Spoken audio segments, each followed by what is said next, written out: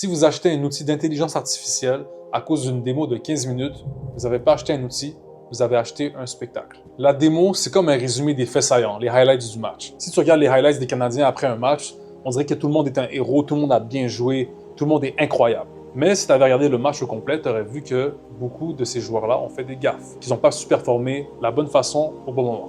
Dans une démo, l'IA va utiliser des données qui sont déjà parfaites. Une phrase bien dite, bien écrite. Mais dans la réalité, tes clients ne parlent pas nécessairement bien au téléphone.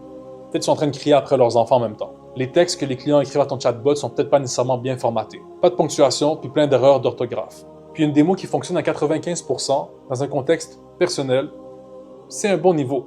Mais dans un contexte d'entreprise, ça veut dire qu'il y a 5 clients sur 100 qui reçoivent une réponse qui n'a aucun sens. Donc si tu veux implémenter une IA ou un système de la sorte, voici ce que tu devrais faire. Après avoir vu la démo, tu te dis « Ok, c'est très intéressant, mais maintenant, est-ce que je pourrais tester ça avec 50 courriels de ma boîte pour voir comment ça fonctionne dans ma situation? Ou bien laisse-moi implémenter le système pendant mon rush le vendredi soir pour voir comment est-ce qu'il tient sous la pression. » Donc, achetez pas une technologie à cause de sa capacité à briller dans une pièce fermée ou quand les situations sont idéales. Achète-la sur la capacité qu'elle a à résister au chaos quotidien dans ta business. C'est ça la différence entre un gadget et un actif.